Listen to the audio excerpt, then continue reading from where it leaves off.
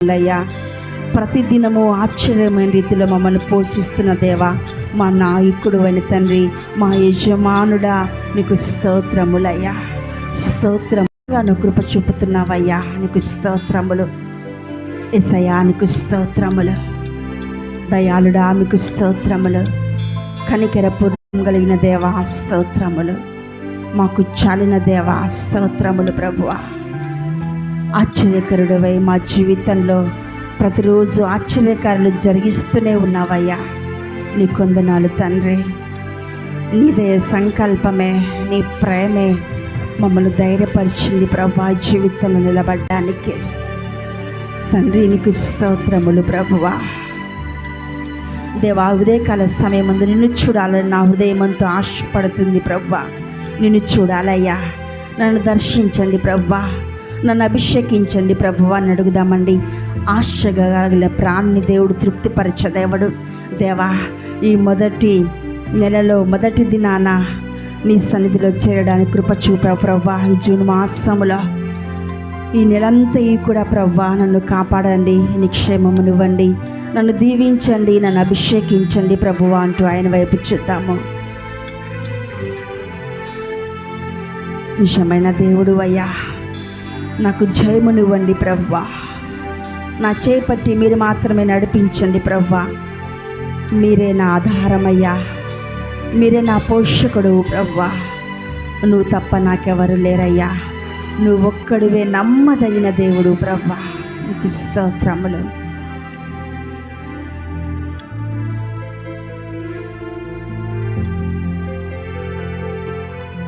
బంగారం అడగాలేదు, వజ్రాలు అడగాలేదు, హృదయాన్ని అడిగావయ్యా. ఆస్తులను అడగాలేదు, అంతస్తులు అడగాలేదు, నా కోసం వచ్చావయ్యా. బంగారం అడగాలేదు, వజ్రాలు అడగాలేదు, హృదయాన్ని అడిగావయ్యా. ఆస్తులను అడగలేదు, అంతస్తులు అడగలేదు, నా కోసం వచ్చావయ్యా. మనుషులను చేశాడయ్యా, నీ రూపాన్ని ఇచ్చావయ్యా. నే వెదకి రాలేనని నా కోసం వచ్చాడయ్యా. నా యేసయ్యా, నా యేసయ్యా, నా యేసయ్యా, నా యేసయ్యా. బంగారం అడగాలేదు, వజ్రాలు అడగాలేదు, హృదయాన్ని అడిగావయ్యా. ఆస్తులను అడగాలేదు, అంతస్తులు అడగాలేదు, నా కోసం వచ్చావయ్యా. ఆరాధిద్దాము దేవుణ్ణి, తన రూపాన్ని ఇచ్చిన దేవుణ్ణి. మనం వెదకలేదు కానీ దేవుడు మనల్ని వెదకి రక్షించాడండి. మన కోసమై ప్రాణం పెట్టిన దేవుణ్ణి గణపరుద్దాము. మన నుంచి దేవుడు ఏం ఆశించాడు? బంగారాలు, సంపద, వజ్రాలు ఏం అడిగే దేవుడు కాదు. మన విరిగి నలిగిన హృదయాన్ని దేవుడు ఇష్టపడే దేవుడు. విరిగి నలిగిన మనసుతో దేవుని సన్నిధిలో చేరిన మనము హృదయపూర్వకంగా ఆరాధిద్దాము. నా పాపాన్ని తొలగించి శాపాన్ని వెరిచేసి ఈ భూలోకానికి వచ్చావయ్యా. మానవుని రక్షించి పరలోకానికి చేర్చా. నీ సిలువను మోసావయ్యా. నీకు స్తోత్రములు. ఎంత ధన్యతనిచ్చావు ప్రభువా నిన్ను ఆరాధించడానికి. అయోగ్యులము, అల్పులమైన మమ్మల్ని మీరు ప్రేమించినందుకు కోట్ల కొలది కృతజ్ఞతాస్తుతులు ప్రభువా. మమ్మల్ని కునకక ఎన్నడూ నిద్రింపక నీ కను పాపవలే కాపాడుతున్న మా తండ్రి, మా యజమానుడా, నీకు స్తోత్రములు అంటూ ఆరాధిద్దామండి. మా కాపరువైన దేవానికి స్తోత్రములు. స్తోత్రములయ్యా. మన యొక్క ప్రతి ఘోర పాపాన్ని కడిగివేసిన దేవుడు. ఆయన రక్తానికి మాత్రమే మన పాపాన్ని కడిగివేయడానికి అధికారం ఉందండి. Praise the lord. హల్లెలూయా. పాపాన్ని తొలగించి శాపాన్ని విరిచేయ భూలోకం వచ్చాడయ్యా. మానవుని రక్షించి పరలోకమును చేర్చి సిలువను మోసాడయ్యా. పాపాన్ని తొలగించి శాపాన్ని విరిచేయ భూలోకం వచ్చాడయ్యా.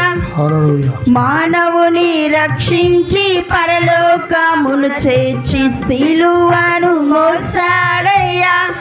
కన్నీటిని తుడిచాడయ్యా, సంతోషం పంచాడయ్యా.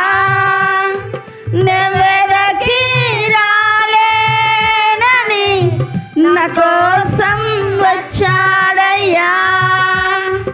కన్నీటిని తుడిచాడయ్యా, సంతోషం పంచాడయ్యా. నెమ్మదికి రాలేనని నా కోసం వచ్చాడయ్యా. నా యేసయ్యా, నా యేసయ్యా, నా యేసయ్యా, నా యేసయ్యా. బంగారం అడగలేదు, వజ్రాలు అడగలేదు, హృదయాన్ని అడిగాడయ్యా. ఆస్తులను అడగలేదు, అంతస్తులు అడగలేదు, నా కోసం వచ్చావయ్యా. అవును ప్రభువా, నా శాప పాపాన్ని విరిచేయ భూలోకానికి వచ్చి నన్ను రక్షించిన దేవా స్తోత్రములు. నాకు మీరిచ్చిన ఉచితమైన రక్షణను బట్టి నీకు స్తోత్రములయ్యా. ధనవంతులుగా మనల్ని చేయడానికి ఆయన దారిద్ర్యం పొందాడండి. మన కన్నిటిని తుడిచి సంతోషం ఇచ్చిన దేవుణ్ణి ఆరాధిద్దాము. మన కోసం ప్రాణం ఇచ్చిన దేవుణ్ణి, మన కోసం సర్వం కోల్పోయిన దేవుణ్ణి ఆరాధిద్దాము. ఆపత్కాలంలో ఆదుకున్న దేవుడు మన దేవుడు. ఆశ తీరా ఆరాధిద్దాము, ఆయన నామాన్ని గొప్ప చేద్దాము.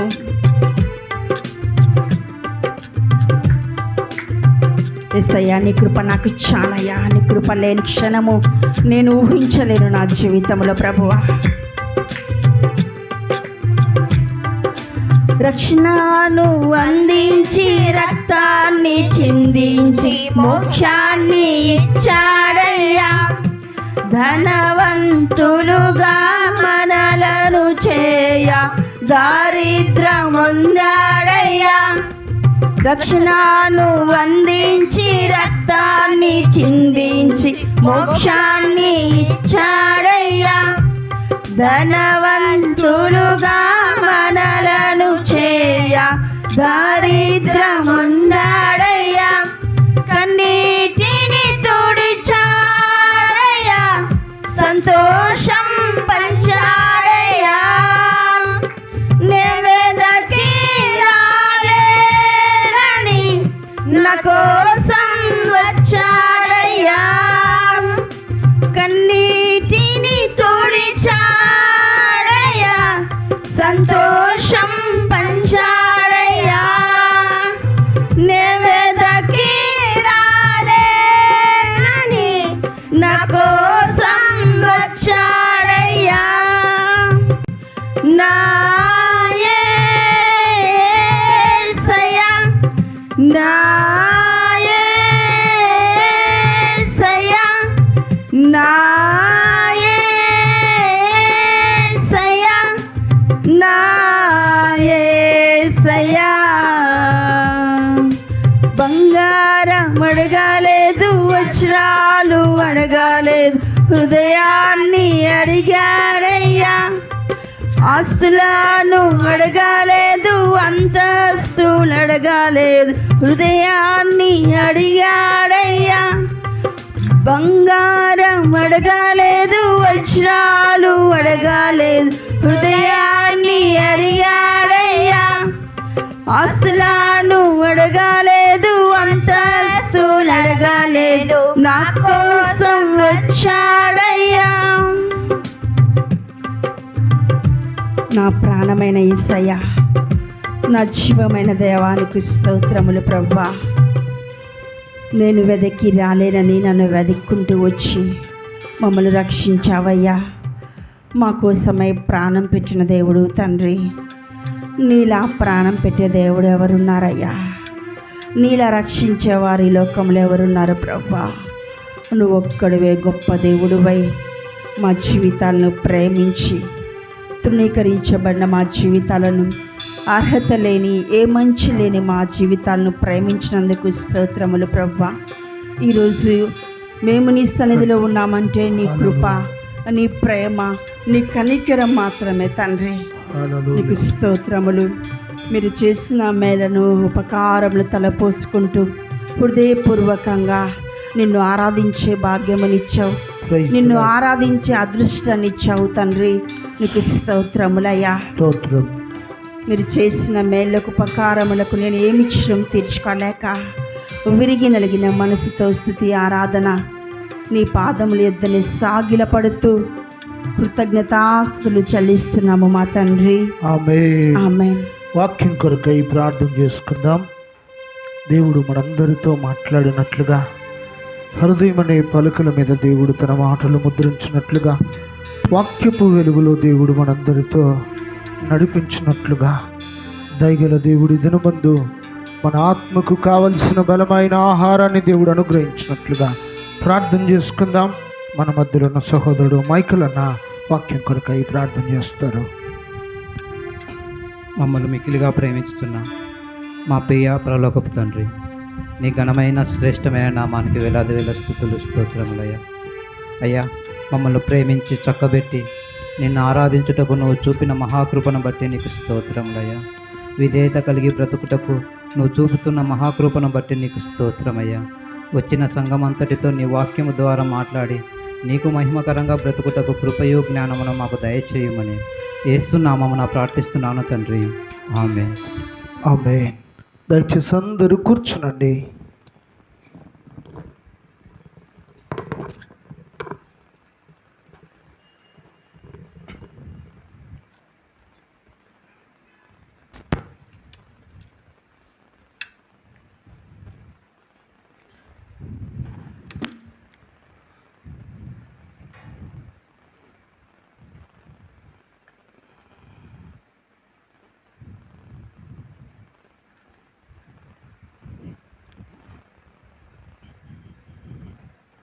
అందరం ఒకసారి దేవునికి స్తోత్రం చెల్లిద్దాం. హల్లెలూయా. చూద్దాం, అందరం చెబుదాం హల్లెలూయా.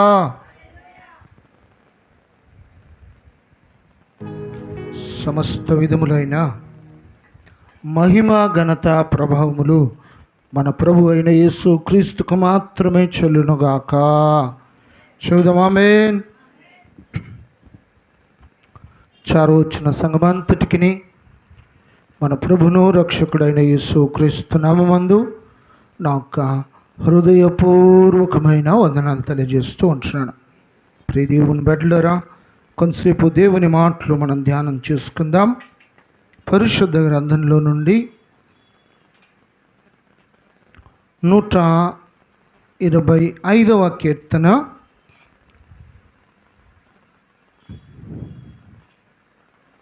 పరిశుద్ధ గ్రంథంలో నుండి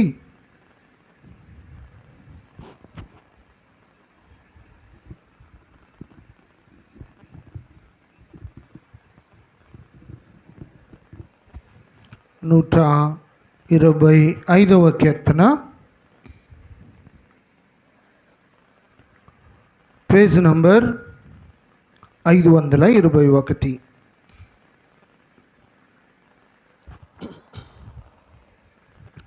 పేజ్ నంబర్ 521. మొదటి వచ్చిన భాగాన్ని చదువుకొని దేవుని మాటలు ధ్యానం చేసుకుందాం. యెహోవా యందు నమ్మిక ఉంచువారు కదలక నిత్యము నిలుచు సియోను కొండవలేనందరు. చాలు. దేవుని యందు నమ్మిక ఉంచువారు కదల్చబడరు అని ఈ వాక్యము యొక్క వాగ్దానం.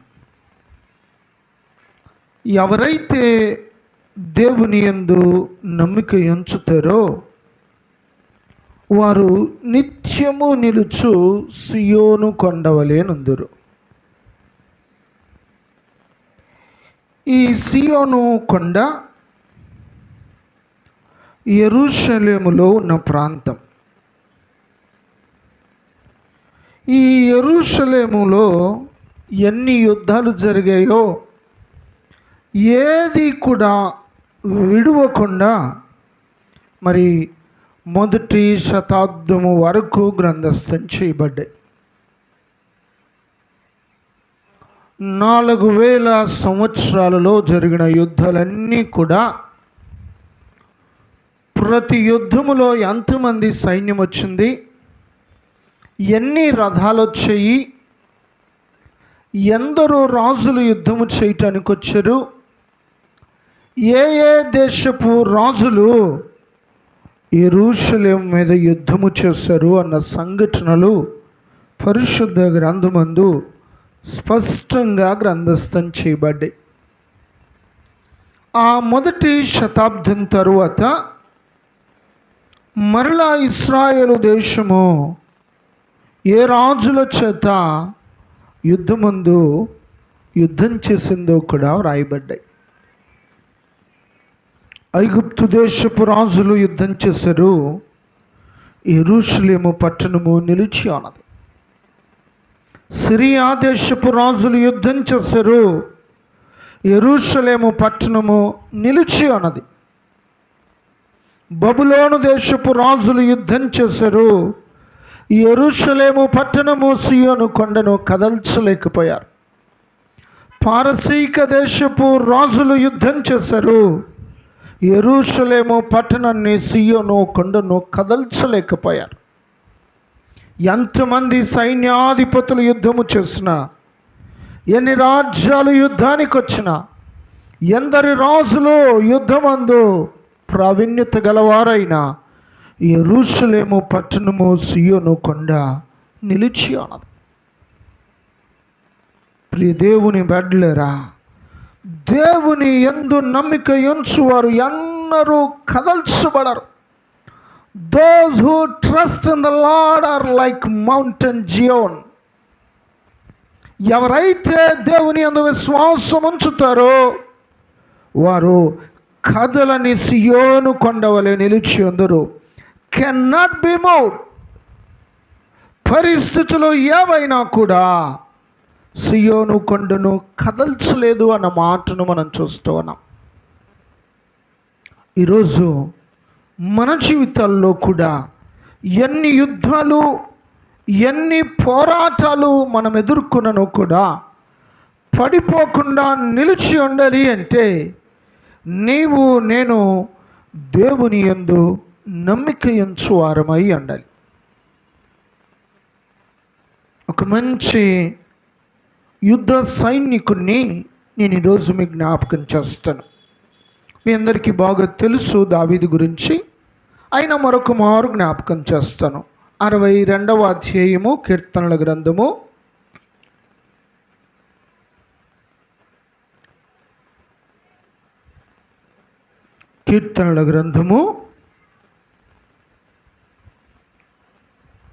62వ అధ్యాయము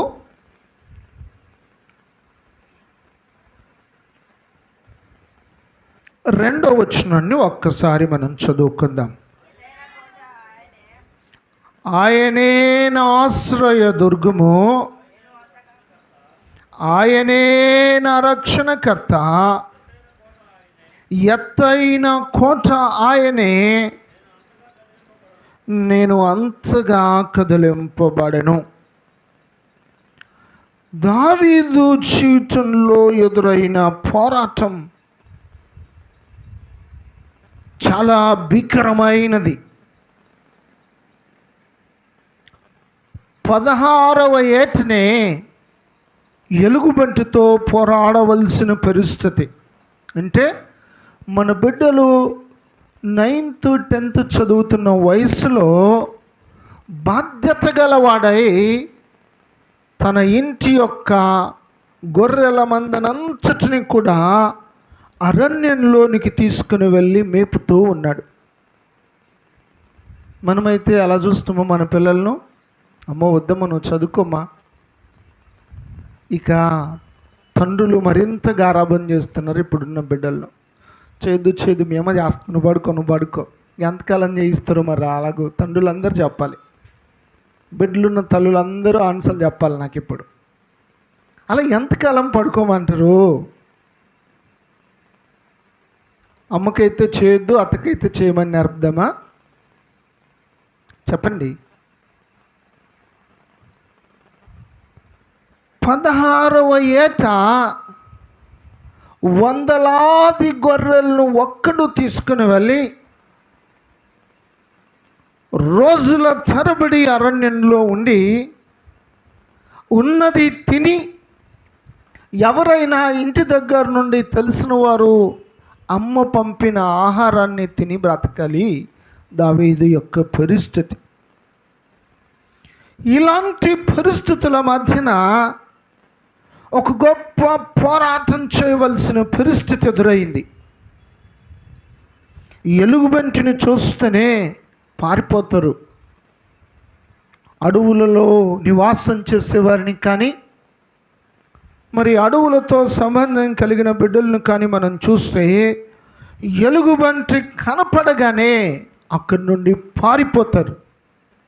మరి అడవుల్లో కలపకు తీసుకొని వెళ్ళేవారిని మేము అడిగితే వారు చెప్పేవారు, రాత్రిపూట పడుకోవలసిన పరిస్థితి ఎదురైతే ఒక దివిటిని వెలిగించి, మన భాషలో కాగడ అంటాం, దాన్ని వెలిగించి రాత్రంతయు పక్కన పెట్టుకొని పడుకునే పరిస్థితి. ఎట్టి పరిస్థితుల్లో కూడా అది వదలదు. మనిషి కనపడితే పిక్కుని తింటుంది. ఇట్టి క్రూరమైన దానితో నష్టపోకుండా తన కుటుంబాన్ని కాపాడటానికి తన ప్రాణాన్ని అడ్డుగా వేయవలసిన పరిస్థితి ఎదురైంది. అందరూ పారిపోతూ ఉండగా దావీదు ఒక్కడు వద్దంటూ ఉన్నను దాని మీద పోరాడాడు. అందుకే చెబుతూ ఉన్నాడు, ఆయనే నా కోట, ఆయనే నా ఆశ్రయ దుర్గము, ఆయనే నా రక్షణకర్త, నేను కదల్చబడను. దేవునికి మహిమ కలుగును గాక. ఎవరైతే దేవుని యందు నమ్మిక ఉంచుతారో వారిని ఏది కూడా కదల్చలేదు. యుద్ధమైన, శత్రువైన, ఆయుధమైన, సైన్యములైన, రాజులైన ఒక్కరూ కూడా వారిని కదల్చలేరు అని మనం లేఖనాల్లో చూస్తూ ఉన్నాం. మరి ఈ మాట ఒక మారు కాదు, అదే పల్లవిని చరణాన్ని మరలా ఎత్తి పాడటాన్ని మనం 6వ వచనంలో చూస్తాం. ఆయనే నా ఆశ్రయ దుర్గము, ఆయనే నా రక్షణ ఆధారము, నా ఎత్తైన కోట ఆయనే, నేను కదలింపబడను. నన్నెవ్వరూ కూడా కదల్చలేరు. నా దేవుడు నన్ను నిలవబెడతాడు అని సాక్ష్యం ఇస్తూ ఉన్నాడు.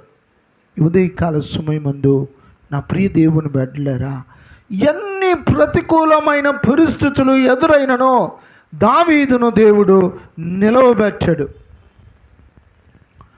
శోధన బాధలు శ్రమలిల కల్గి ఆదుకొను నా ప్రభువనిశం, వ్యాధులు లేములు మరణము వచ్చిన నాదుడనా నిరీక్షణగున్, యేసుని కొరకై ఇలా జీవించేద భాసురముగానే నన్ను దినము, అల్లయక్క సలయక్క సాగిపోదు, వెలయగు నా ప్రభు మార్గములన్, కలిగెను నెమ్మ అది కలువరిగిరిలో విలువగు రక్తము చిందించిన ప్రభు యేసుని కొరకై ఇలా జీవించే నన్ను దినము దోషములన్నీయు బాపెను మోక్ష నివాసము నా ప్రభు చేర్చునుగా యేసుని కొరకై ఇలా జీవించే భాసురముగానే నన్ను దినము. హల్లెలూయా. అవునండి, నేను కదల్చబడను, నా దేవుడు నాకు ఆశ్రయమై ఉన్నాడు అంటున్నాడు. మళ్ళా కొంతకాలానికి సింహం వచ్చింది. సింహం మీద కూడా పోరాడాడు. పోరాడిన దావీదు సింహాన్ని ఓడించగలిగాడు. ఇక యుద్ధ రంగంలో అడుగు పెట్టగానే మొదట ఎవరితో మాటల యుద్ధం జరిగింది అంటే తన కుటుంబ సభ్యులతో. తనకంటే పెద్దవారైన 3 అన్నలు సైన్యంలో ఉన్నారు. వారు దూషిస్తూ ఉన్నారు. ఎందుకు వచ్చావురా, బాధ్యతగా నాన్న అప్పగించిన పని చేయక సంబంధం లేని విషయమందు తలదూర్చి వేలు పెట్టి ప్రతి సైనికునితో మాట్లాడవలసిన పని నీకేముంది? రాజు వల్లనే కాలేదు, సైన్యాధిపతి వల్లనే కాలేదు, అనేక సంవత్సరాలు యుద్ధానుభవం కలిగిన మాతోనే కాలేదు. మేము మౌనంగా ఉండగా అందరి దగ్గరకు వెళ్ళి నేను గొల్యాతుతో యుద్ధం చేస్తానని చెప్పవలసిన పని నీకేమొచ్చిందిరా? ఎందుకురా నీకు అంత నోటిదులా? నీకు అవసరమా? నువ్వు మాట్లాడిన మాటలు రాజు అయిన సౌలు యొద్దకు వెళ్ళాయి. ఇదిగో నిన్ను ఆయన రమ్మంటున్నాడు, నీ ప్రాణం పోతుంది, పద సైలెంట్గా వెళ్ళు. వచ్చారు, విచారించరు. ఎవరు? యెషయి కుమారుడైన దావీదు అని అడిగారు. రాజనగర్లో ఉన్నటువంటి యెరూషలేము పట్టణంలో సౌలు యొద్దకు తీసుకొని వెళ్ళారు. ఇప్పుడితో 3 అయిపోయింది పోరాటం. ఇంకా గొల్లియాతుతో పోరాడాలి. పోరాడాడు, గెలిచాడు. చదువుతున్నాడు, నేను కదల్చబడను, నా దేవుడు నన్ను విడువడు, నేను నిలిచి ఉంటాను. అయిపోయింది. గొల్లియాతును ఓడించడు. ఇక సౌలుకు అర్థమైంది, దావీదు బ్రతికినంత కాలము నేనెన్నడూ కూడా ఘనపరచబడలేను అని గ్రహించి మాట వినని కుమార్తెను ఇచ్చి పెళ్లి చేస్తాడు. అవునండి, చాలా జాగ్రత్తగా ఉండాలి మన పిల్లల వివాహ విషయమందు. దైవ చిత్తం కాకపోతే డబ్బులున్నా, బంగారం ఉన్నా, కోట్లాస్తున్నా, ఫారిన్లో ఉద్యోగం ఉన్నా మనం ఎప్పుడూ కూడా త్వరపడకూడదు. 100% ప్రత్యేకంగా యవ్వన బిడ్డలకు చెబుతున్నా, దైవ చిత్తం మాత్రమే వివాహములో నెరవేర్చబడాలని ప్రార్థన చేయాలి. ఎందుకంటే తల్లిదండ్రులకు కొందరికి అవగాహన ఉన్నది, ఎక్కువ డబ్బులు వస్తే చాలని ఆశ ఉంటుంది. నిజాలు చెబుతున్నా నేను. ఎక్కువ డబ్బులుంటే చాలు అన్న ఆశ వారిలో ఉన్నప్పుడు త్వరగా వారు బోల్తా పడి పిల్లలను కూడా బోల్తా పడగొట్టేస్తారు. కనుకనే వివాహపు వయసు వచ్చిన యవ్వన బిడ్డలు ప్రతిరోజు ఎమ్మరు పెట్టాలంటే నిశ్చితమే. ఒక మంచి ఆయుధాన్ని దావీదు మీదకి ప్రయోగించడు సౌలు. జీవితంలో వీడెప్పుడూ కుదుటగా ఉండకూడదు, ఎప్పుడూ కూడా వ్యతిరేకతనే. దావీదు ఏం చెబితే ఎగ్జాక్ట్లీగా ఆపోజిట్గా మాట్లాడుతుంది దావీదు యొక్క భార్య. వల పన్ని, కుట్ర పన్ని తన బిడ్డనిచ్చి పెళ్లి చేశాడు. సుఖపడాలని కాదు, రోజు నెమ్మది లేకుండా బ్రతకాలని పెళ్లి చేశాడు. మరి మన మీద కూడా ఇలాంటి కుట్ర పన్నేవారు ఉంటారు. కనుకనే అందాన్ని, డబ్బును, చదువును, ఆస్తిని మీరు పరిగణలోకి తీసుకొని పడ్డరు అంటే ఏముండదు, రోజు కుటుంబాల్లో యుద్ధమే ఉంటుంది. అందుకే ప్రతి విషయం అందు 100% నిశ్చితమైతేనే ఈ వివాహం జరగాలని యవ్వన బిడ్డలు ప్రార్థన చేసుకోవాలి. ఇక రోజు పోరాటం, ఏం చెప్పినా ఆపోజిట్. పెద్దింటి బిడ్డ కదా, పెదవాడు, ఆస్తి తక్కువ గలవాడు, తనంతటి ఇల్లు స్థాయి లేని యవ్వన బిడ్డ దావీదు. ఎప్పుడు కూడా దావీదు భార్య చులకనగానే, హేళనగానే, తక్కువగానే మాట్లాడేది. నేను మరలా చేస్తున్న ఇప్పుడు సందర్భం వచ్చింది కనుక, భార్యాభర్తలు ఇద్దరు ఆస్తులను చూడకూడదు, చదువును చూడకూడదు, సంపాదనను చూడకూడదు. దేవుడు జతపరచడు, అన్ని విషయాల్లో ఏకీభవించగలగాలి. దేవునికి మహిమ కలుగునుగాక.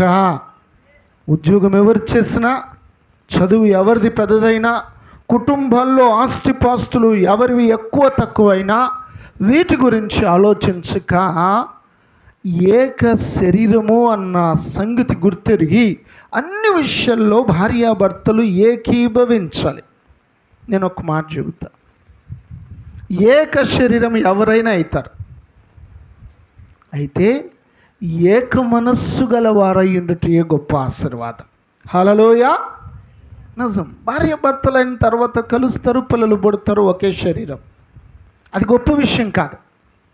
ఎప్పుడైతే భార్యాభర్తల మధ్య ఏక మనస్సు వస్తుందో, వన్ మైండ్, ఒకే మనస్సు, ఒకే ఆలోచన, ఒకే విధమైన ప్రవర్తన ఎప్పుడైతే భార్యాభర్తల మధ్య ఉంటుందో అప్పుడు ఆ కుటుంబం క్షేమంగా ఉంటుంది. అప్పుడు బిర్యానీ ఉండవలసిన పని లేదు, పచ్చడి మెతుకులున్నా బిర్యానీ ఉండవలసిన పని లేదు, రొట్టె కారం ఉన్న ఆ కుటుంబంలో తృప్తి ఉంటుంది. అది మీరు గుర్తుపెట్టుకోండి. ప్రభు పక్షాన నేను హృదయపూర్వకంగా దేవుణ్ణి అడుగుతున్నా, ఈ దినమందు వివాహమైన భార్యాభర్తలకు ఏక మనస్సు దేవుడు దయచేయునుగాక. సగం పెళ్లి వాక్యం చెప్పే రోజు నేను సందర్భం వచ్చింది కనుక, ఏక శరీరం ఎవరైనా అవుతారు.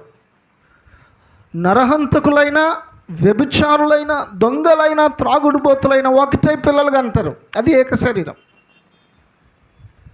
ఆత్మీయులకు ఏం చెప్పాడు తెలుసా? దేవుడు చాలా విషయాలు చెప్పాడు. ఏక మనస్సు అని చెప్పాడు. వన్నెస్.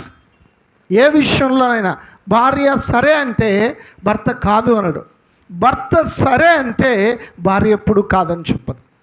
అది ఏక మనస్సు. ఆ రీతిగా మనం ఉండగలిగితే మన బిడ్డలు వర్ధిల్లుతారు. నేను ఒక కుటుంబంలో 3 కుమార్తెలను చూచాను. 2 అక్కలైన తర్వాత చిన్న బిడ్డ అంది, నా జీవితంలో ఇక పెళ్ళే వద్దు. ఏమొద్దండి? నా జీవితంలో ఇక పెళ్ళే వద్దు. రోజు వీళ్ళక్క బావలు ఇద్దరు కొట్టుకునేది, తిట్టుకునేది తన జీవితంలో కన్నులతో చూచింది బిడ్డ. రోజు గొడవ పడ్డమే. అక్క బావలు ఏం చేస్తారు? ప్రతిరోజు కొట్లాడుకోవటమే. ఈ చిన్న కుమార్తె చదువు అయిపోయిన తర్వాత తల్లిదండ్రులతో ఒకటే మాట చెప్పింది, పెళ్ళంటే ఇదా?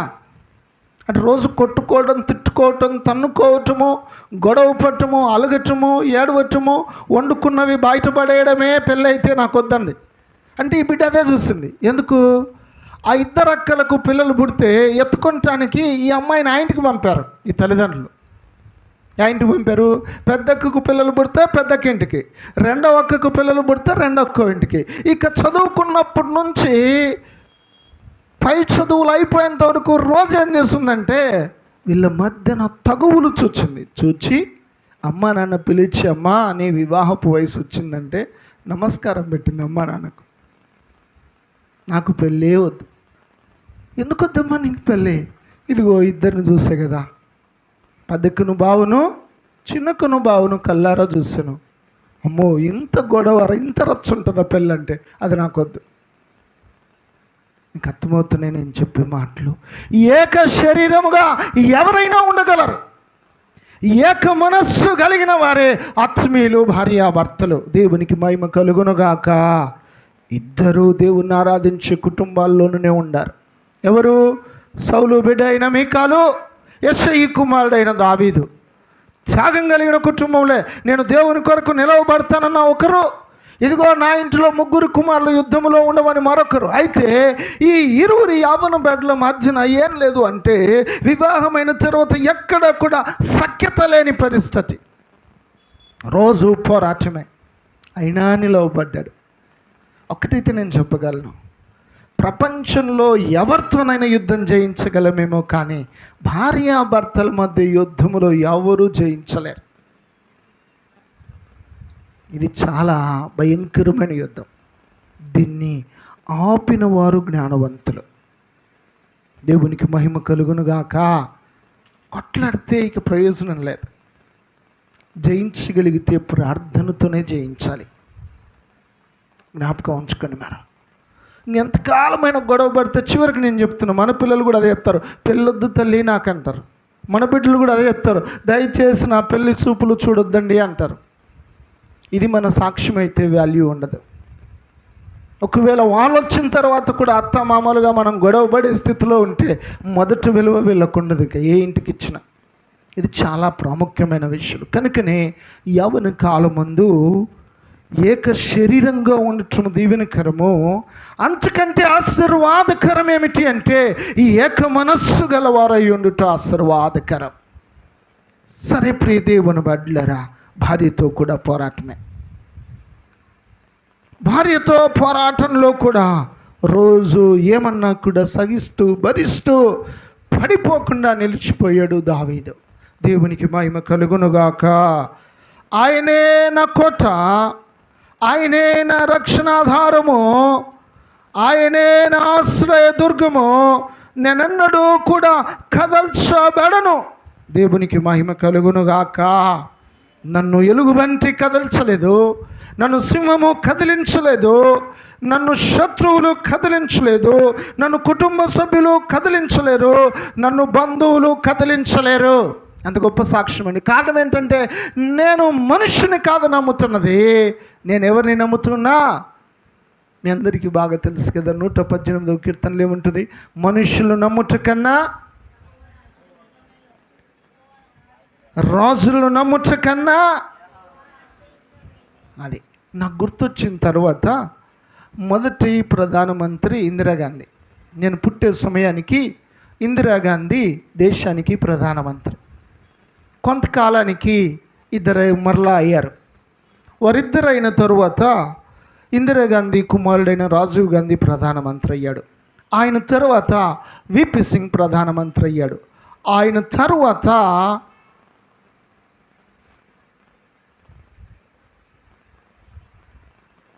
చంద్రశేఖర్ ప్రధానమంత్రి అయ్యాడు. ఆయన తరువాత దేవగౌడ, ఐకే గుజ్రాల్, మన్మోహన్ సింగ్, ఇలాగూ వాజ్పేయి ప్రధానమంత్రులు అయ్యారు.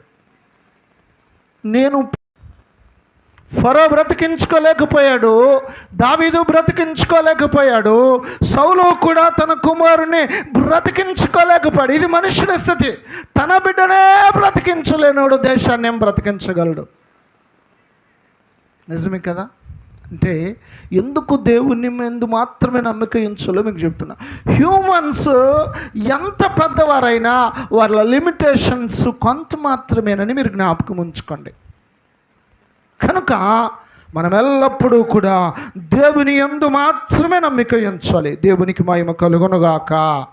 మన రెండవ బలహీనత ఏంటి అంటే మనమందరము చెప్పులు లేకుండా స్కూల్కి వెళ్ళాం. మీ అందరికీ బాగా తెలుసు పెద్దవాళ్ళకు. ఏమంత పేదరికమా అంటారేమో. కొనడానికి చెప్పులున్నా రోడ్డు అంతా బురదమయం. అవి గుర్తుపెట్టుకోండి. ఉన్నాయి చెప్పులు. చెప్పులు లేకుండా బడికి వెళ్ళామంటే అందరూ పేదవారని ఇక్కడ నేను చెప్పటంలా. చెప్పులు ఉన్నాయి, రోడ్డు పరిస్థితే బాగలేదు. ఊరంతా కూడా బురద, మోకాళ్ళ లోతు బురద. అది నదో సముద్రమో తెలియదు. మన ఊరిలో మనం నడిచిన దినాల్లో మోకాళ్ళ వరకు దిగిపోయేది.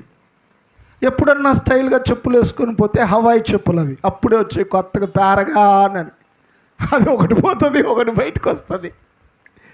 ఇంకొక చెప్పుతోనే ఇంటికి పోవాలి. ఒక చెప్పు ఎక్కడ పోయి ఉంటుంది? బురదలో కూరుకుపోయి ఉంటుంది. ఈ యుద్ధంలో దాన్ని బయటకు తీయలేం. తొక్కుకు మోకాల్లో బురదలో చిక్కుకుపోయింది. తర్వాత నీళ్ళంతా గుంత. చాలాసార్లు ఒక చెప్పుతోనే ఇంటికి వచ్చాం స్కూల్కి పోయి. అందుకే మనం చెప్పులు లేకుండా బడికి పోయాం. ఈరోజు మన పరిస్థితి ఎలాగుంది అంటే, నది నీళ్ళతో నిండి యోర్దాను అంచుల మట్టుకు ఎట్టబారిందో అట్లా డబ్బులు పారుతున్నాయి మన కుటుంబాల్లో. చప్పట్లు కొడదామా గంభీరంగా? వద్దంటే డబ్బు. ఏ అకౌంట్లో ఎంత ఉందో చాలామందికి తెలియదు. ఒకవేళ భార్య భర్తలు ఒకరికొకరు చెప్తారు లేవులే డబ్బులు అని, అయినా ఇది కరెక్ట్ కాదు. ఒకవేళ దుబారా ఖర్చు పెట్టాలి ఉంటే అట్లా చెప్తుంటారు లేవులే నా దగ్గర డబ్బులు అని. ఫ్యాక్ట్ అయితే చెబుతాను ప్రియ దేవుని బిడ్డలారా, ఎవరి అకౌంట్లలో చూచినా ములుగుతున్నాయి డబ్బులు. ఇది మన పరిస్థితి. అయితే ఇంతగా దేవుడు మనల్ని ఆశీర్వదించడు. ఒక సాధారణ కూలి పని చేస్తున్న దావీదు కొంతకాలానికి దేశానికి రాజయ్యాడు. రాజైన దావీదు ఇక దేశంలోనే అధిక ధనవంతుడయ్యాడు. అధిక ధనవంతుడైనటువంటి దావీదు చెబుతున్నాడు, ధనము హెచ్చినను దాని మీద లక్ష్య పెట్టకండి. మరి మీ అందరికీ బాగా తెలుసు, అనేక ప్రాంతాలలో దేశాలలో డబ్బును ఆరాధన చేస్తారు. దేన్ని ఆరాధన చేస్తారు? డబ్బునే ఆరాధిస్తారు. అందుకే దేవుడు ఒక మాట అంటాడు, మీరు దేవుణ్ణి సిరిని ఆరాధించలేరు. మీకు దేవుడా ధనమా యజమానుడు అన్నది మీరు నిర్ణయించుకోండి. మత్తయి సువార్త 6వ అధ్యాయంలో ఒక మాట ఉంటుంది. ఆ మాట జ్ఞాపకం చేసి ఇంకొక రెఫరెన్స్ చెప్పి ముగిస్తాను నేను. మత్తయి సువార్త 6వ అధ్యాయము 24 చదువుతున్నా. ఎవడునూ ఇద్దరు యజమానులకు దాసుడుగా ఉండనేరడు. అతడు ఒకరిని ద్వేషించి ఒకరిని ప్రేమించును, లేదా ఒకని పక్షముగా నుండి ఒకరిని తృణీకరించును. మీరు దేవునికిని సిరికిని దాసులుగా ఉండనేరరు. అవునండి, నేను సందర్భం వచ్చింది కాబట్టి ఒక మాట చెబుతాను. దేవుణ్ణి నడిచే ఆరాధించే వారిలో 2 రకాలైన బిడ్డలు ఉంటారు. విశ్వాసుల్లో 2 రకాలైన మనుషులు అంటారు. దేవుణ్ణి ఆరాధిస్తూ మందిరానికి వస్తూ దేవుని నడుస్తూ కూడా నేను ఏంటన్నా ఆధారం అంటారేమో. యూదా ఇస్కరియోతు డబ్బునే ఆరాధించడు, దేవుణ్ణి కాదు. మీరు గుర్తుపెట్టుకోండి. యూదా ఇస్కరియోతు దేవునితో నడుస్తూ కూడా ధనమునే ప్రాధాన్యమైనదిగా భావించాడు. అయితే మిగతా 3 ఉన్నారు ప్రముఖులు, పేతురు, యోహాను, యాకోబులు. వారు దేవుణ్ణి మెనగా ప్రేమించారు. సమర్పణ కలిగి కుటుంబాన్ని, తల్లిదండ్రులను, పనులను అన్నింటినీ విడిచిపెట్టిన వాడే డబ్బు యాసలో మునిగిపోయాడు. అంత ఘోరమండి. నేను నిజాలు మాట్లాడుతున్నా. ఏమొద్దనుకున్నాడు?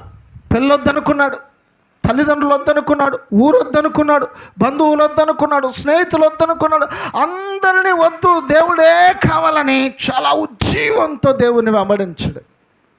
కాలక్రమేణా దేని వ్యామోహంలో చిక్కబడ్డాడు అంటే, అంత గొప్ప తీర్మానం కలిగిన వాడు డబ్బు అన్న వ్యామోహంలో చిక్కబడ్డాడు.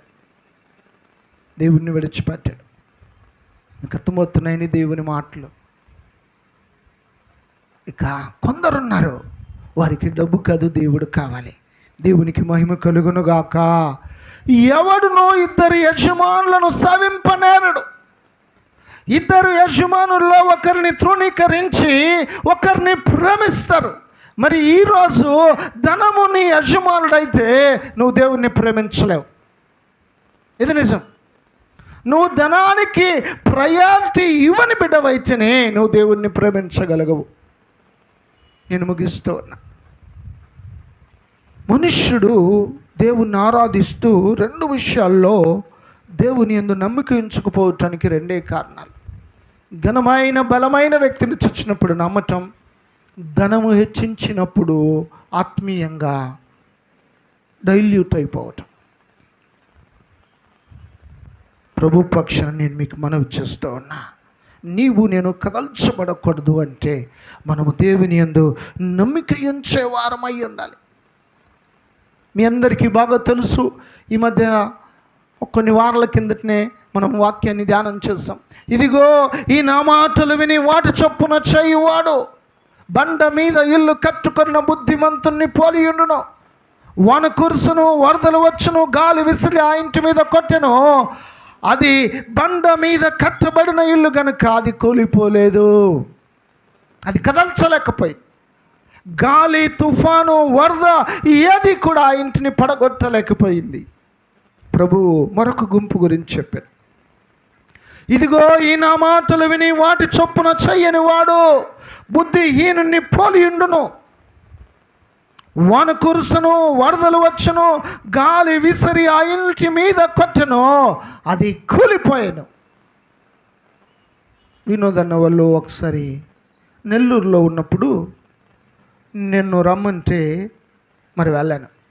మొదటిగా వాళ్ళు ఈ నెల్లూరు సముద్రపు ఒడ్డునున్నటువంటి మైపాడు అన్న ఊరికి దగ్గరగా ఉండేవారు. స్వస్థలం రేపల్లైనా ఉద్యోగం నిమిత్తము నెల్లూరుకి వెళ్ళినప్పుడు ప్రారంభ దినాలలో ఆ మైపాడు అన్న ఊరికి దగ్గరగా వెళ్ళేవారు. నేను కొంతకాలం నెల్లూరులో చదువుకున్న కనుక మైపాడు గురించి నాకు అనుభవమే. నేను చదువుతున్నప్పుడు కూడా ఆ సముద్రానికి మరి అప్పుడప్పుడు సెలవులు వస్తే వెళ్ళేవాడిని. నేను అడిగాను, అన్నయ్య మరి సునామీ వచ్చింది కదా, సునామీ వచ్చినప్పుడు ఏం జరిగింది అని అడిగాను. అప్పుడు చెప్పాడు, అన్నా మైపాడు ఊరంతా మునిగిపోయిందంట, 20 అడుగులు పైబడి నీరు ఊరిలోనికి పారింది, వేలాది మంది చనిపోయారు. అక్కడ ఆయన నివాసం చేశాడు కనుక కొన్ని విషయాలు లోతుగా తెలుసుని నేను నెల్లూరు వెళ్ళినప్పుడు కొన్ని సంవత్సరాల క్రితం అడిగాను, ఏం జరిగింది మైపాడు దగ్గర అని. సముద్రము ఎప్పుడు కూడా కదులుతూనే ఉంటుంది. నేను ఎందుకు ఆ మాట మీకు చెప్పానంటే, భక్తిహీనులు సముద్రము వంటి వారు అన్న మాట యెషయా గ్రంథము 57వ అధ్యాయం 20వ వచనంలో ఉంటుంది. అది ఎప్పుడూ కూడా కదులుతూనే ఉంటుంది. వారెన్నడూ స్థిరంగా ఉండలేరు, వారెప్పుడు నెమ్మదిగా ఉండలేరు, వారెప్పుడు కుదుటగా భోంచేసి ప్రశాంతంగా భార్య బిడ్డలతో సంతోషించే పరిస్థితి రాదు. ఇది నేను చెప్పడం కాదు, దేవుడు చెప్పిన మాట. కావాలంటే మీరు చదువుకోండి, నాకు తెలుసు కనుక రెఫరెన్స్ నేను చెప్పటం లేదు. యెషయా గ్రంథము 57వ అధ్యాయం 20వ వచనంలో ఏముంటుందంటే, భక్తిహీనులు కదులుచున్న సముద్రము లాంటి వారు, వారి జీవితంలో నిలకడ ఉండదు, వారప్పుడు కదల్చబడుతూనే ఉంటారు. పైగా ఆ సముద్రపు ఒడ్డు దేని చేత నింపబడి ఉంటుందంటే బురదతోనూ మైలతోనూ దుర్గంధముతోనూ నింపబడి ఉంటుంది. ఎప్పుడు తిట్టుకోవడం తప్ప ఇంకేముండదు కొన్ని కుటుంబాల్లో. ఆలోచిద్దాం. నీవు నేను కదలక నిలుచు నిత్యము ఉండే సియోను కొండ వలె ఉండాలని దేవుడు కోరుకుంటున్నాడు. దేవునికి మహిమ కలుగునుగాక. ఎన్ని పోరాటాలున్నా, ఎన్ని యుద్ధాలున్నా నిలిచి ఉండాలని దేవుడు మనల్ని ఆశీర్వదిస్తూ ఉన్నాడు. ఎన్ని తుఫానులున్నా, ఎన్ని అలలెగిసిపడినా, ఎన్ని భీకరమైన గాలులు వీచినా నీ కుటుంబము, నా కుటుంబము, మన జీవితాలు, మన బిడ్డలు నిలిచి ఉండాలని దేవుడు కోరుకుంటూ ఉన్నాడు. హల్లెలూయా. Those who trust in the Lord are like a Mount Zion which cannot be moved. నేను ఇప్పటికే మీకు జ్ఞాపకం చేశాను, ఎంతమంది రాజులు వచ్చారు, ఎన్ని సైన్యాలు వచ్చాయి, ఎంతమంది సైన్యాధిపతులు వచ్చారు, ఎన్ని రథాలు, గుర్రాలు యెరూషలేము వీధుల్లో తిరిగాయో మీకు జ్ఞాపకం చేశాను. ఎందరూ వచ్చినను యెరూషలేము పట్టణాన్ని కదల్చలేకపోయారు. నేను ముగిస్తున్న సమయం దరిదాపుగా 12:30 అయింది. ఒక్క మాట చెప్పి నేను ముగిస్తాను. ఇర్మియా గ్రంథము 17వ అధ్యాయము. ఇర్మియా గ్రంథము 17వ అధ్యాయము.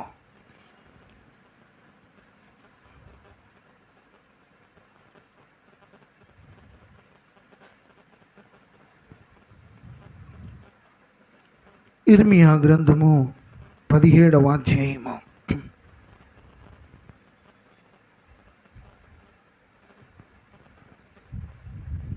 7-8 వచనాలు ఒక్కసారి చదువుకుందాం.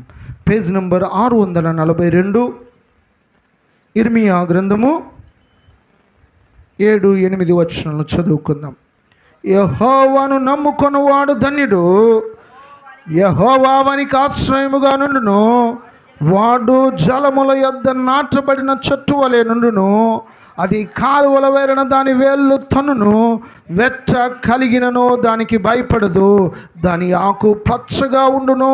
వర్షము లేని సంవత్సరమున చింత నొందదు. అవునండి, దేవుణ్ణి నమ్ముకున్న వారి గురించి దేవుడు ఒక వాగ్దానాన్ని చెబుతున్నాడు. నీ జీవితమందు నువ్వు ఎల్లప్పుడూ ఫలిస్తూనే ఉంటావు. ఆమేన్.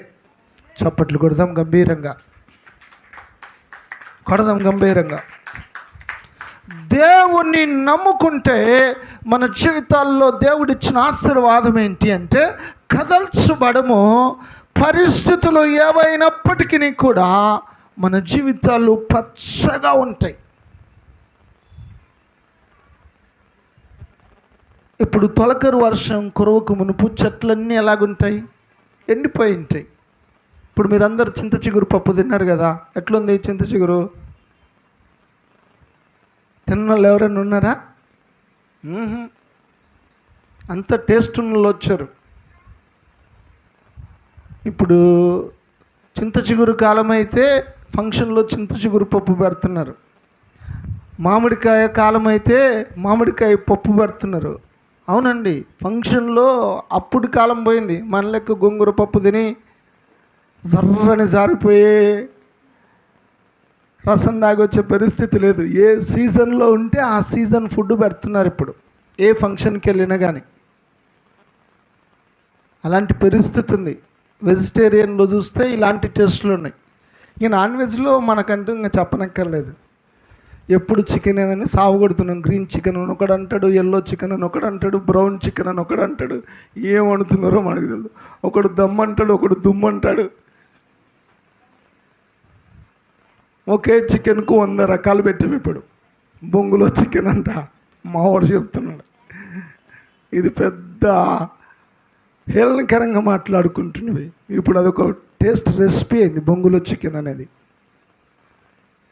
ఇంకేమొస్తే కుండ కింద చికెను, కుండ పైన చికెను, కుండ లోపల చికెను, ఫైర్ చికెన్ అంట. ఇది కుండలో పెట్టకుండా కడ్డి మీద కాల్చిస్తాడంట. ఇంకెన్ని వస్తాయో. నీళ్ళలో చికెన్ అని కూడా వస్తుంది. ఊకే దేవిట్లు ఇచ్చి.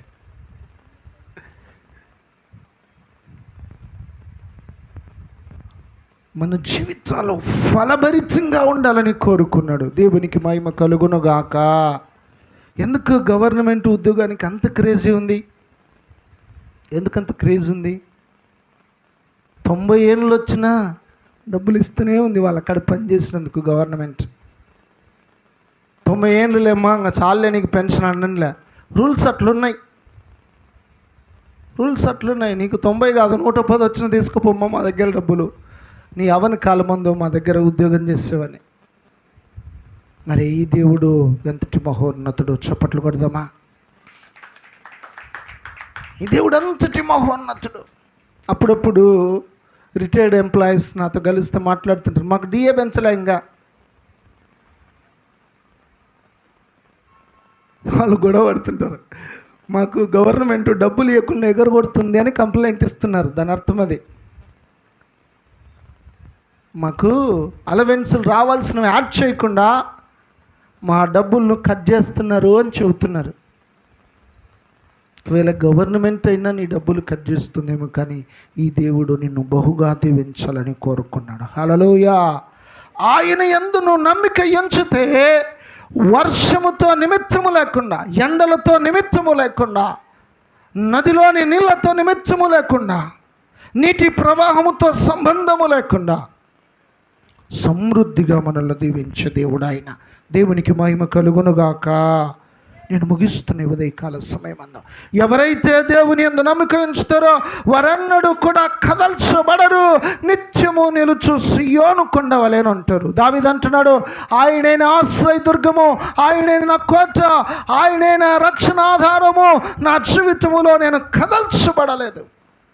అయితే కొన్నిసార్లు మనం చూస్తున్నాం, భక్తిహీనులు సముద్రపు తరంగముల వలె అలల వలె ఉన్నారు, వారు కదల్చబడుతున్నారు. భక్తిహీనులు ఇదిగో వర్షం వచ్చును, తుఫాను వచ్చును, గాలి విసిరి ఆ ఇంటి మీద కొట్టును, అది కూలిపోయిను. రెండూ ఉన్నాయి. కొందరు కూలిపోతున్న వారు ఉన్నారు, కొందరు ఎండిపోతున్న వారు ఉన్నారు, కొందరు ఫలాలు లేని వారు ఉన్నారు, కొందరైతే నిలిచి ఉండేవారు ఉన్నారు, కొందరు పడిపోని వారు ఉన్నారు, కొందరిని ఏది కూడా కదల్చలేకుంది. కొందరి పరిస్థితి ఏ వాతావరణ పరిస్థితులైనా వారు ఫలభరితంగానే ఉన్నారు. రెండు విషయాలు నేను కూలంకషంగా క్లుప్తంగా మీకు జ్ఞాపకం చేస్తున్నాను, మరి పరీక్షించుకుందాం. నిత్యము నిలుచు సియోను కొండవలే దేవుడు మనల్ని ఆశీర్వదించునుగాక. నిత్యము నిలిచి ఉన్న దావీదు వలె కదలక దేవుడు మనల్ని స్థిరపరచునుగాక. కాలాలతో ఋతుపవనాలతో సంబంధము లేకుండా, అది ఎండలైనా, అది వర్షమైనా, అది వరదలైనా, అది తుఫానులైనా నిత్యము నిలిచి ఉన్నట్లుగా దేవుడు మనల్ని నిలిపి ఉండునుగాక. అది ఎండలైనా, వానలైనా, తుఫానులైనా, వరదలైనా నిత్యము ఫలించినట్లుగా దేవుడు మనల్ని ఫలింప చెయ్యునుగాక.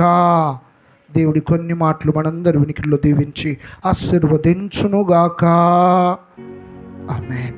చిన్న ప్రార్థన చేసుకుందాం. ప్రేమ స్వరూపుడవైన మా తండ్రి, మా ప్రభు అయిన యేసు క్రీస్తు నామములో మీకు కృతజ్ఞతాస్తుతులు నాయన. దేవుని యందు నమ్మిక ఉంచువారు నిత్యము నిలుచు సియోను కొండవలెనుందురు అని ఐగుప్తు రాజులు, సిరియా రాజులు, బబులోను రాజులు, పారసీక దేశపు రాజులు, రోమా సామ్రాజ్యపు చక్రవర్తులు, చుట్టూ ఉన్న రాజ్యాలు ఎన్నిసార్లు యుద్ధము చేసినను, ఎన్ని రథములు గుర్రములు యెరూషలేము పురవీధులలో పరిగెత్తినను, 6000 సంవత్సరాలుగా యుద్ధము నిత్యము కొనసాగుచూ ఉన్నను. సియోను కొండ నిలిచి ఉన్నట్లుగా నీవు నిత్యము నిలిచి ఉండు అన్నావు ప్రభు. నువ్వు ఇచ్చిన వాగ్దానమునకై నీ కృతజ్ఞతాస్తుతులు. దావీదు జీవితంలో ఎన్ని పోరాటాలు, ఎన్ని యుద్ధాలు, క్రూరముగాలు, కుటుంబ సభ్యులు, భార్య, బంధువులు, శత్రువులు అందరూ ఏకమైనను దావీదును కదల్చలేకపోయారు. నిన్ను నమ్ముకున్నాడు గనక మా జీవితంలో మమ్మను వ్యతిరేకించి వారెవరైనను మేము నమ్ముకున్నాము గనక నిత్యము దావీదును నిలిపినట్లుగా మమ్మను మీరు నిలిపినందుకు స్తోత్రం. ఎండలుండినను, వర్షములుండినను, తీవ్ర కరువు పరిస్థితులునను, విస్తారమైన అధిక వర్షపాతమునను, నీటి కాలువ ఒడ్డున నాటబడిన చెట్టు వర్షముతో, ఎండలతో, తుఫాన్లతో నిమిత్తము లేకుండా ఫలించినట్లుగా మేమందరము మా తరతరాలు బహుగా ఫలించినట్లుగా మీరు దీవించినందుకై స్తోత్రాలు. మా జీవితం అందా ఇదిగో నాయన, వర్షము కురిసినను, వరదలు వచ్చినను, గాలి విసిరి కొట్టినను, బండ మీద కట్టబడిన ఇల్లు నిలిచి ఉండునట్లుగా మా జీవితంలో ఎన్నడూ నిలిచి ఉండునట్లుగా మమ్మల్ని ఆశీర్వదించమని, నిత్యము కదలని సియోను కొండవలె యెరూషలేము పట్టణం వలె మమ్మల్ని దీవించమని నీ కృపకు మమ్మల్ని సమర్పించుకుంటూ యేసు క్రీస్తు నామములో ప్రార్థన చేస్తూ ఉన్నాము తండ్రి. ఆమేన్. దయచేసి అందరూ కూర్చునండి, తలలో ఉంచుదాం, కళ్ళు మూసుకుందాం. బల్లారాధనలో పలు పంపులు పొందుదాం.